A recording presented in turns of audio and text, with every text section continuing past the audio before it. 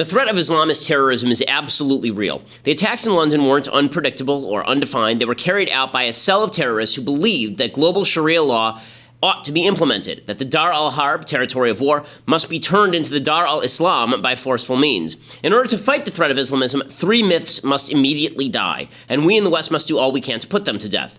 Myth number 1, only a negligible minority of Muslims are Islamists. It's simply not true that the vast majority of Muslims don't believe in the goals of Islamism, even if they're unwilling to participate themselves in the jihad. Bernard Lewis explains, quote, significant numbers of Muslims are ready to approve, and a few of them to apply this interpretation of this religion. As Muslim moderate Zuhdi Jasser puts it, it's a political movement of 30 to 40% of Muslims globally and 80 to 90% of establishment leadership due to petro-Islam of Saudis and Qataris.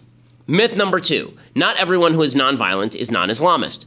President Trump has spoken out about the nature of Islamism, but he made the mistake of doing so in Saudi Arabia, ignoring the Saudi support for Wahhabism all over the planet. In doing so, he lumped Islamists in with moderates, a crucial mistake. American groups like the Council on American Islamic Relations and the Islamic Society of North America also reflect an Islamist worldview. Dr. Jalal Zuberi, director of the Center for Islamic Pluralism, says, quote, they support Hamas and the Muslim Brotherhood. Yet these organizations are routinely utilized as points of contact for governments on the local, state, and federal level. The seedbed for terrorism is a far larger community of people who agree with terrorist views and tut-tut their means. Myth number 3, the West has no part in pushing Islamic reform. The notion here seems to be that only the Islamic world can produce reform inside Islam. That's true, but the federal government and Western governments around the world have an obligation to help identify reformers and moderates and provide them with support while excising everyone else. This doesn't mean we can't engage in real politics, but it does mean we can't blather about the threat of Islamism while standing in the middle of Riyadh next to one of the greatest sponsors of Islamism on the planet. We took an active role in promoting democracy in Western Europe rather than communism in the aftermath of World War II. We should be playing a similar role in the Muslim world now. This is why it was so egregious for President Obama to simply declare a, quote, Arab Spring and do nothing to support actual moderate forces. Finally, we must fight the perception that we can't kill enough terrorists to make a difference. We certainly can, and we must. We must also take measures designed to protect ourselves at home, including President Trump's extreme vetting. But the true battle, the one that will last decades, is about what happens inside Islam itself. We must get active in that battle. I'm Ben Shapiro. This is The Ben Shapiro Show. Alrighty, so lots to talk about today. I want to talk about President Trump's tweets. I want to talk about the nature of Islamism. I want to talk about global warming. So a lot to get to today. But before we get to any of that, I first want to say thank you to our sponsors over at Texture. So if you like magazines like Time, Reader's Digest, Sports Illustrated, Entertainment Weekly, The Atlantic, Vanity Fair, you need Texture.com. So Texture is an app that allows you to read all of these magazines and their back issues for $9.99 a month. Just $9.99 a month, you can all of them on your smartphone, on your tablet. It is searchable. You can mark what you like, check out back issues, view bonus video content. They even curate articles and magazines just for you or whomever you're giving Texture to this year. Texture, as I say, is normally $9.99 a month, and you get over 200 magazines. But if you sign up right now at texture.com/Ben, you get a 14-day free trial. You can see how cool it is. If you're addicted to information, texture.com/Ben is for you. There's no reason to subscribe to just a couple of magazines when you can have all of them on your smartphone or tablet all the time for way less. Right now, Texture is offering my listeners that 14-day free trial when you go to texture.com/Ben. That's texture.com/Ben. 14 days to try it for free when you go to texture.com/Ben. Again, use the /Ben so you get that 14-day free trial, and also so that they know that we sent you. Okay, so big terror attack happens in London on Saturday, killing 7 people, wounding another 45. A group of radical Muslims apparently just walked down the center of London Bridge, started stabbing people, knifing people, attacking people, people running away. They had no capacity to defend themselves because guns are basically illegal in Britain. So people who were at bars that were under assault were actually throwing beer mugs at the terrorists. The police had to run away and come back with guns. There was an 8-minute delay between when this started and when the police were actually able to put these terrorists down. It was not lone wolves. It was a full-on terror cell. There was also a stabbing attack nearby. Apparently, the police had to explode a few bombs that didn't go off, so it could have been much worse. Thank God it wasn't. But instead of the left looking seriously about the fact that we've now had 2 major terrorist attacks in Great Britain in the last 3 weeks, instead of looking at that and saying, well, maybe we ought to take a look at the standards for vetting immigrants coming in from Muslim countries. Maybe we ought to look at the impact of Wahhabi money coming in and impacting the mosques. Maybe we ought to take a look at better surveillance inside the Muslim community, because not all Muslims are terrorists, but these radical terrorists are all Muslims.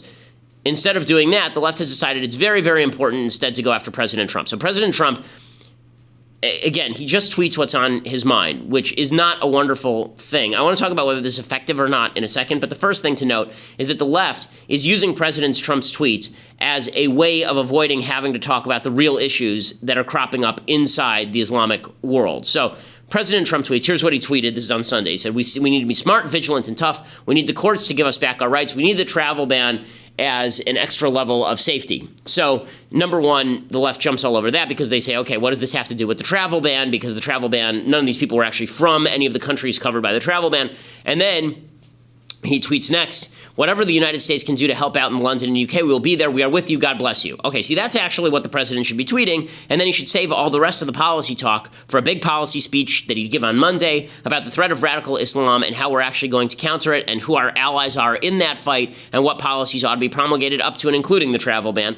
He then continues, we must stop being politically correct and get down to the business of security for our people. If we don't get smart, it will only get worse. Okay, so again, that's true, but you ought to suggest some solutions. Ann Coulter, who's a big Trump supporter, obviously, she wrote In Trump We Trust. Ann Coulter said, right, this is why we elected you, to do these things, not to blather about them.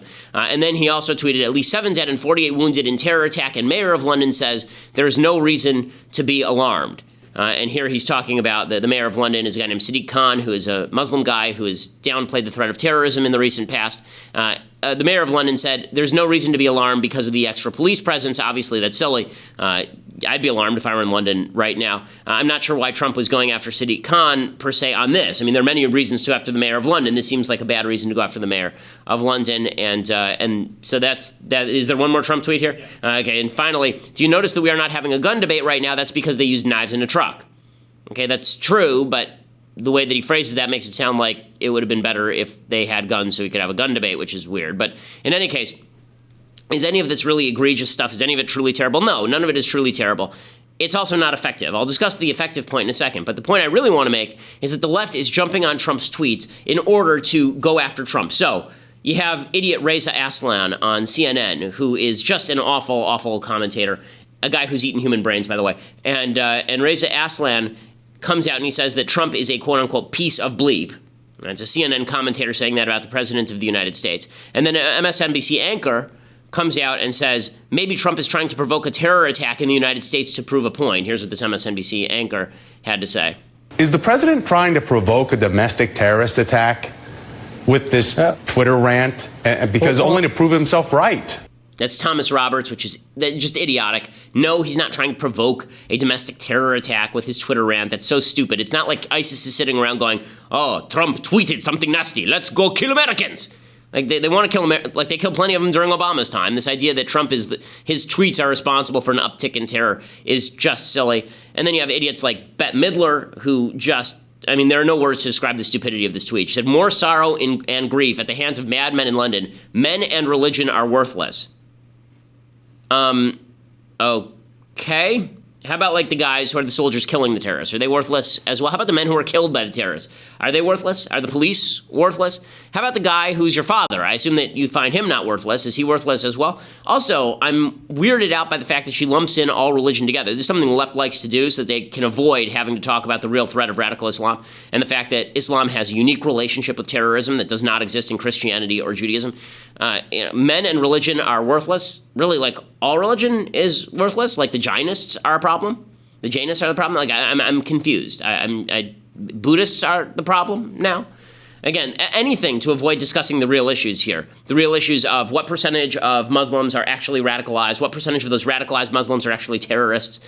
Susan Rice of the Obama administration, she of Benghazi lies.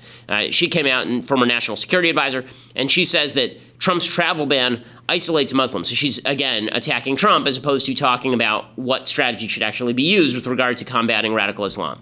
Well, George, there's really no evidence to suggest that by banning Muslims or banning Muslims from a particular set of 6 countries, that we would make ourselves here in the United States safer. And that's, I believe, one of the major reasons why the courts thus far have been very skeptical of the travel ban.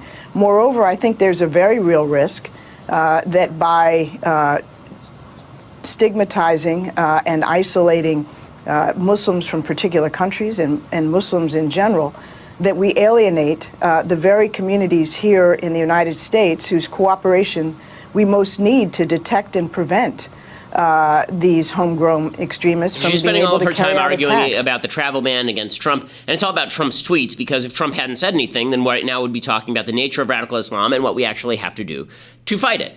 But instead, because Trump tweeted all this stuff, the left is jumping on that. Sally Cohn, she tweets, political correctness. Remember, Trump tweeted a few minutes ago about political correctness being a problem. Sally Cohn tweeted, political correctness is simple idea. Everyone should be treated with equal dignity and respect. It's not cause of terrorism, it's antidote. First of all, political correctness is not the idea that everyone should be treated with equal dignity and respect. That's called the biblical golden rule. Right? But the idea that political correctness is crippling us is because if you treat terrorists with dignity and respect, if you treat radical Islam with dignity and respect, you're actually forwarding their agenda. She says political correctness isn't the cause of terrorism, it's the antidote.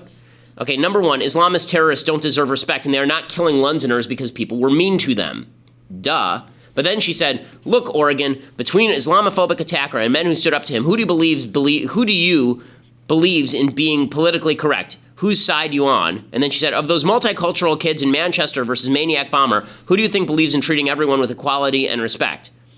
Well, the good guys, but that doesn't mean that they would treat attackers and Islamists with equality and respect. And I said, please name the situation in which tolerance and equality rather than resistance has defeated hate. The point I'm making here is that tolerance and equality toward terrorists does not defeat terrorists. What political correctness does, the reason political correctness is wrong is because it insists that we apply respect and dignity to people who deserve none of them. Resistance is all, and some people were saying to me, well, tolerance and equality defeated intolerance during the civil rights movement, right, with passive resistance. Okay, you have to resist the bad guys. That's the point. Political correctness cripples you from resisting the bad guys. But again, all of this is just about, all of this, unfortunately, is just about anti-Trumpism as opposed to anti-Islamism. They would rather have conversations about how Trump is terrible, terrible, terrible, terrible, than have conversations about what we can do to actually stop the growth of radical Islam. Now, with that said, okay, so as I say, the left is continues to be the real obstacle to fighting Islam, but President Trump is not making things any easier when he does silly things. So President Trump, this morning, he gets back on Twitter, and he's been watching, apparently, Morning Joe and Fox and Friends, and he gets back on Twitter, and he issues this series of tweets. Here's what he tweeted, quote, people, the lawyers in the courts can call it whatever they want, but I am calling it what we need and what it is, a travel ban. The reason that he's saying this is because he was watching Morning Joe this morning, and they ran a montage of people inside the Trump administration trying to say it's not a travel ban, it is a travel ban. So now he's going to clarify, because it's very important that he respond to Morning Joe, a show with presumably 9 watchers, 7 of whom are actually on the set. Okay, he continues, the Justice Department should have stayed with the original travel ban, not the watered-down politically correct version they submitted to Supreme Court. The Justice Department should ask for an expedited hearing of the watered-down travel ban before the Supreme Court and seek much tougher version.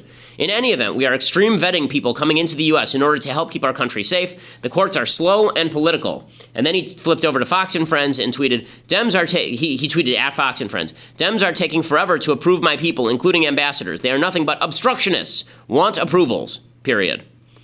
Okay, now, we can all, I think, resonate to the fact that President Trump sees radical Islam much more clearly than President Obama did. President Obama saw radical Islam as this tiny minority of people. It wasn't really a threat. Why are we worried about radical Islam when we should be worried about things like global warming? President Trump doesn't do that routine, thank God.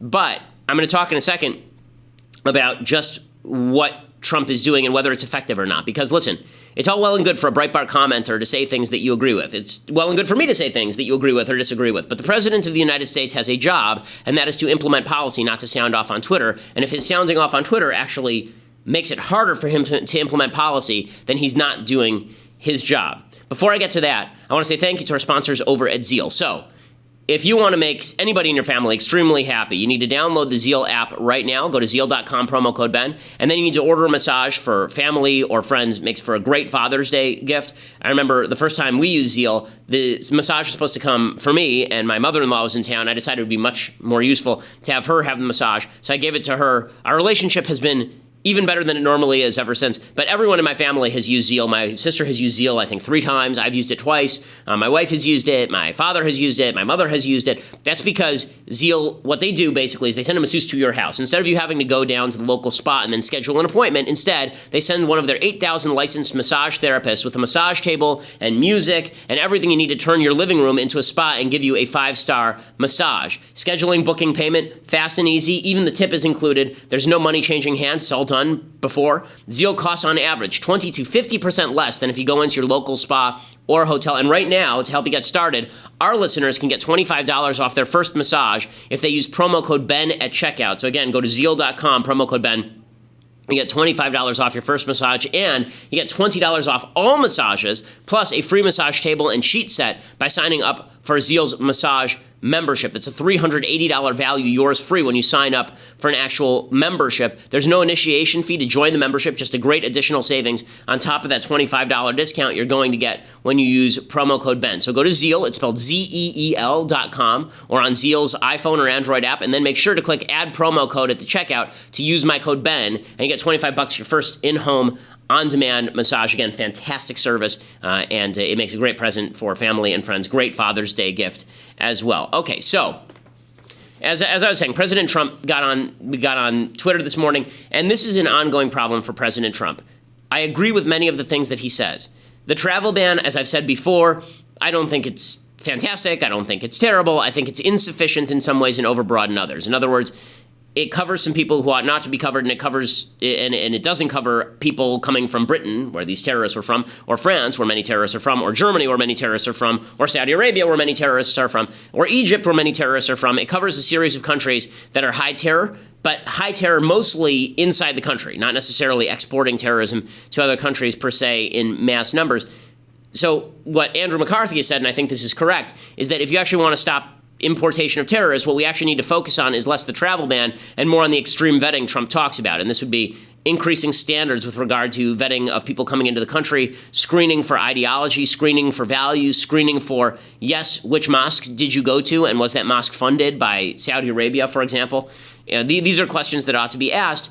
Instead, Trump is focused on this travel ban, and his tweets, as I mentioned before, are actually counterproductive. They don't help implement the travel ban that even he wants. So, in order to understand this, you need to understand that when the Fourth Circuit Court of Appeals knocked down the second executive order travel ban, their justification for doing so is they said, 1, it's a Muslim ban. 2, it's the same as that first executive order that we knocked down, which was overbroad. And it's just another way of doing that backdoor, basically. That was their argument. So what does Trump do? He comes out and he basically says it's a travel ban. And then he says, he links it to the London attacks. By linking it to the London attacks, which have nothing to do with any of the people from these particular countries, it makes it sound like he actually would like to implement a Muslim ban, which is what the courts were saying, so he should shut up because stupid. Like, don't do this. And then, for him to attack his own Justice Department, understand, the first travel ban executive order goes down in flames, and Trump comes back with a second one, right? And he signs it. His tweets, he's now saying that it's the DOJ's fault that he signed it. He signed it. This is his tweet. The Justice Department should have stayed with the original travel ban, not the watered-down, politically correct version they submitted to the Supreme Court. He signed it. What is he even talking about? He signed it. Like, you don't get to complain about a travel ban that you signed, dude. And by the way, the Justice Department works for you. They're the ones who are appealing this thing at your behest. Attorney General Sessions was hired by you. He can be fired by you. The Justice Department is under the purview of the executive branch. You know, if you would like the Justice Department to seek an expedited hearing, you obviously have a phone, you are tweeting from it. Why don't you pick it up and call Attorney General Sessions? All of this is just counterproductive. It's a waste. It actually makes it less likely that he's going to get the votes he needs on the Supreme Court to uphold the travel ban. And this goes to, is what Trump is doing, is it smart? Okay, that's not the same thing as is he right in his general take on radical Islam. I think he is right in his general take on radical Islam, but he's going to need to do more than that. He's going to need to implement policies that make us safe. And if he thinks the travel ban is one of those policies, then why would you go on Twitter and undermine your own legal case at the same time that you're trying to argue it? It doesn't make any sense. I'm not angry at Trump for his perspective. I think his perspective is probably correct. But I think that his competence is in question here. The President of the United States is there to do things. He is not just there to say things. And I know everyone on our side of the aisle, everybody on the right, is just overjoyed that he's saying a lot of the things that we like people to say. Now it is his job to implement. He has a Republican Congress. I can say all the things you want to hear said. Rush Limbaugh can say them. Sean Hannity can say them. Mark Levin can say them. There are plenty of us on the right who say the things you want to hear. You can say them in the comment section over at Daily Wire. The question isn't whether people are saying the things you want to say. The question is, are they implementing the things that will keep you safe? Right now, President Trump's tweets are actually getting in the way of that. They're giving leftists something to swivel to instead of having to argue on the ground that Trump had chosen. Imagine for a second, the London attacks happened on Saturday. And Trump, instead of tweeting out, just tweets, thoughts and prayers with the UK, we're going to do everything we can to help. And then he waits till Monday, and he gives a national address. And he says, here's what the threat of radical Islam is all about. It's about the idea of imposing Sharia law globally. It is believed by a significant percentage of Muslims all around the world, and we have to distinguish between these so-called moderate groups like CAIR and ISNA from actual moderates like Zuhdi Jasser or like some of the other people who are discussed in a book I recommended last week about moderate Islam. You know, there are plenty of moderate Muslims, reform Muslims, but they're not the ones the government goes to. Here's what we're going to do. We're going to reach out to this person, this person, this person, this person. We're going to start working. We're going to demand of the Saudi government that they stop funding Wahhabism in mosques. If they don't, we're going to freeze their bank accounts. Right? These are all things that Trump could be doing. And he could have done it with a well-stated policy speech. What would be so wrong with waiting? Like, I know that everyone has this gut level, ooh, I'm glad he tweeted. Ooh, I'm glad that he said things that need to be said. They do need to be said, but they need to be said in a smart fashion. Okay, this is not 4D chess what he's doing right now. It is just him watching Morning Joe and tweeting, and that is not good for his agenda. If you want the agenda passed, look, I'm going to distinguish now, okay? Are you a conservative who wants the agenda, or are you just someone who feels good because Donald Trump is punching things? If you're just a person who feels good because Donald Trump in random fashion, like the Hulk, is just breaking things, then let me suggest to you, you're not doing your job as a conservative. Your job as a conservative is to forward policy that makes your children safer. It is his job to implement that policy. If he is undercutting the implementation because he can't control himself, that is no better than saying the wrong thing. It's slightly better because he's saying the right thing. It's better to say the right thing than to say the wrong thing and do the wrong thing, but it's not that much better than saying the right thing and doing the wrong thing. I would prefer that he say the right thing and do the right thing. But that would require him to actually use his prefrontal cortex as opposed to his lizard brain that just wants to lash out at things on Twitter. I'm angry not because I think he has the wrong perspective. You understand? I agree with him on a lot of this stuff. I'm angry because he has a job. I agree with a lot of the people who work at my company, but they also have jobs. If they came in, if Mathis and Austin came in here every day and they said, Ben, your show is just great, and then they didn't play the audio at the correct times, cut off the show at the wrong point, and didn't allow me to read my ads, I would say, you're doing a crappy job, you're fired. Because they still have a job. It is really stupid to act as though Trump doesn't have a job or that his only job is to say things. And it's really stupid if you say his only job is to say things, but then when he says things, you say, well, don't take him seriously. Don't take him literally, take him seriously. So his job to say things or is it to do things? You can't just switch randomly. His job is to say things and do things, and he should do both of those things correctly. Okay, so with that said, we're going to talk about the left falling apart on global warming and a few notes on Vladimir Putin and such. But first, you're going to have to go over to dailywire.com and become a subscriber. For $8 a month, you can become a subscriber at dailywire.com. That gets you access to the rest of the show live. It allows you to be part of the mailbag, which we are now going to be doing on Fridays because we're 5 days a week, gang. 5 days a week. Boom! That's right. I know everyone is very excited, particularly the employees who are used to having Fridays sort of off. But we are going to be going 5 days a week beginning this week. So be part of that by subscribing over at dailywire.com. You can also see Andrew Klavan's show live. Is Andrew going 5 days a week as well? No, okay, Andrew's still 4 days a week, but you get me 5 days a week. In any case, go over to check out Drew's show as well and be part of his mailbag on Thursdays, which is awesome. And we have all sorts of goodies coming for subscribers as well. Annual subscribers, if you subscribe annually right now, then you get the brand new book, Say It So, Papa, Dad, Me, and the 2005 White Sox champion season. Great gift for Father's Day. Fantastic gift for Father's Day. You don't have to be a White Sox fan to enjoy it. You don't even have to be a baseball fan to enjoy it. It's really more about fathers and sons. It's something my dad and I wrote during 2005. Really rough year for us as a family. And it was basically a series of notes that my dad and I wrote each other during the baseball season, endorsed by Dana Perino and Mark Levin and Jerry Krasnick over at ESPN.com, terrific baseball writer.